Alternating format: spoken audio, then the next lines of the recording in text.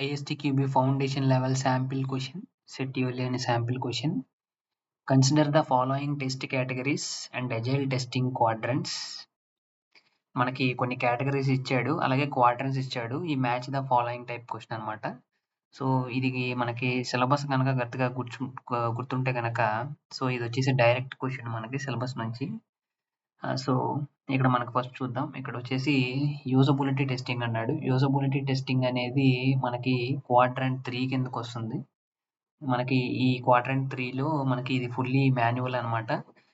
Exploratory testing, user acceptance testing, usability testing ఇవన్నీ quadrant 3కి వస్తాయి. సో ఆప్షన్ 1కి CE. So next component testing వచ్చేసి క్వాడ్రంట్ 1 కిందకు వస్తుంది. ఎజైల్ టెస్టింగ్ క్వాడ్రంట్ 1 కిందకి. అందులో మనకి component testing and component integration testing రెండు ఉంటాయి కాబట్టి 2కి ఏ. నెక్స్ట్ వచ్చేసి ఫంక్షనల్ టెస్టింగ్. ఫంక్షనల్ టెస్టింగ్ అనేది మనకి క్వాడ్రంట్ 2 కిందకు వస్తుంది.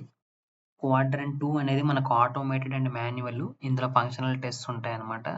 అంటే ఎగ్జాంపుల్ చెప్పాలంటే యూజర్ స్టోరీస్, టెస్ట్ సిమ్యులేషన్స్ ఇలాంటివన్నీ ఉంటాయి. సో అది. నెక్స్ట్ వచ్చేసి రిలయబిలిటీ టెస్టింగ్. రిలయబిలిటీ టెస్టింగ్ అనేది క్వాడ్రంట్ 4 కిందకు వస్తుంది. ఇది మనకి కంప్లీట్లీ ఆటోమేటెడ్ అనమాట.